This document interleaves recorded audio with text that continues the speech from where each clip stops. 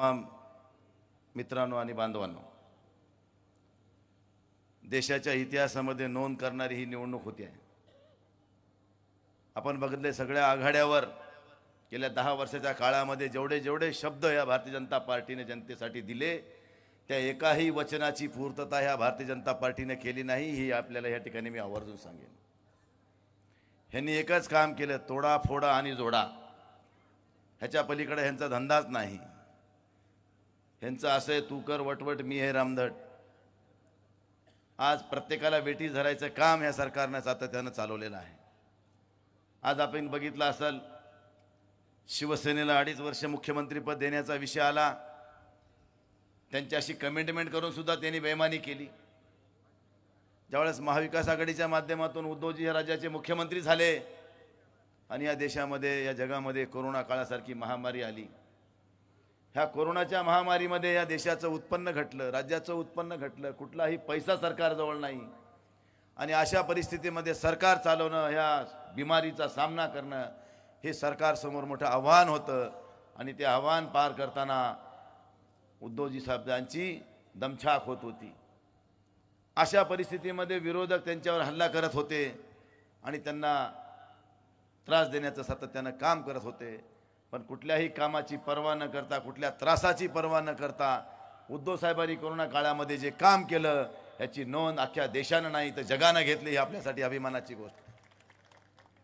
शेवटी काम करणारा माणूस हा महत्त्वाचा असतो।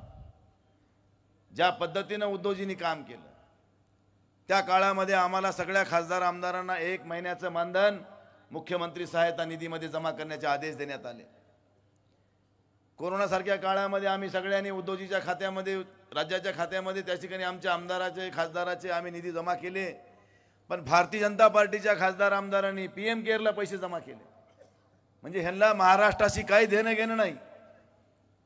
लोक महाराष्ट्रामध्ये ज्या पद्धतीनं आजारी पडत होते, बिमार पडत होते, मरत होते, त्याचे ह्यांना काही समाधान बांधिलकी नव्हती। ह्यांना फक्त राजकारण करण्यामध्ये इंटरेस्ट होता आणि त्यांनी सातत्याने ह्या ठिकाणी राजकारण करण्याचं काम केलं। आणि बघ, एकावर एक वार करणे। कधी त्या नवनीत राणा यायच्या हनुमान चालीसा वाचायला, कधी राजसाहेब यायचे भोंगे बंद करायला, कधी ते किरीट सोमय्या,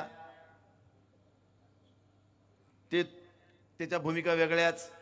आता आपण टीव्हीवर मध्यंतरी त्याच्या भूमिका बघितल्या असत्याल। मग आता हेनी आपल्याला बोलावं का? हीच का भारतीय जनता पार्टीची संस्कृती?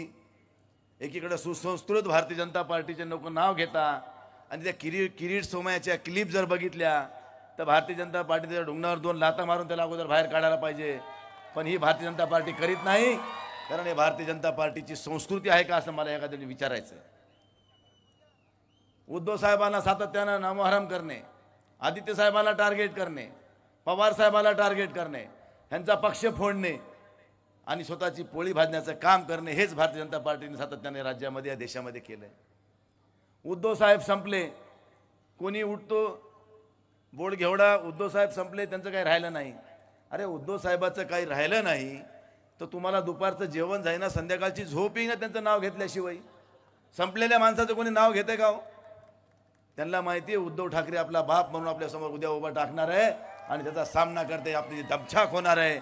हे आपल्याला उघड्या डोळ्यानं बघावं लागेल, हे भीती त्यांच्या मनामध्ये आहे। आणि आजही तुम्हाला सांगतो, ह्या देशामध्ये आणि ह्या राज्यामध्ये चालू असलेल्या लोकसभेच्या निवडणुकीच्या सार्वत्रिकवर महाराष्ट्रामध्ये 48 जागेच्या निवडणुका होणार आहेत।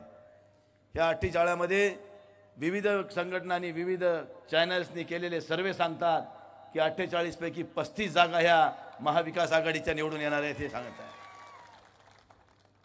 मग ह्यांना हीच भीती होती। जर तुम्हाला भीती नव्हती, आपकी बार 400 पार तुम्ही जर माझ्या दृष्टीने म्हणता, अरे हे आपके बार 400 पार नाही आहे, तुम्ही 200 पार भी होत नाही, ही वस्तुस्थिती आहे। जर 400 पार होणार असत्या तर उद्धवजीच्या पाठीमध्ये खंजीर खुपसून त्यांचा पक्ष फोडायची तुम्हाला गरज नव्हती। तुमच्या 400 पारच होणार होत्या तर शरदचंद्रजी पवार साहेबाची राष्ट्रवादी फोडण्याचं तुम्हाला कारण नव्हतं। 400 पारच होणार होत्या तर काँग्रेसचे अशोक चव्हाण साहेबाला तुम्हाला सोबत घ्यायची गरजच नव्हती। एवढंच काय, हे 3 फोडून तुम्ही सोबत घेतले, एवढ्यावर नाही थांबले तर राजसाहेबाला सुद्धा सोबत जोडण्याचं काम तुम्ही केलं। हे कशासाठी? कारण तुम्हाला कळून चुकलं की ह्यावेळेस आपल्याला धोक्याची घंटा आहे आणि ह्याच्यातून सुधारायचं असेल तर आपल्याला हे कारस्थानं केल्याशिवाय आपली गोळी भाजणार नाही हे भारतीय जनता पार्टीने ओळखलं आणि त्यानुसार त्यांनी पावलं टाकायला सुरुवात केली. पण या महाराष्ट्रातली जनता दूधखोळी नाहीये मित्रांनो, लक्षात ठेवा. या सरकारला कळायला पाहिजे.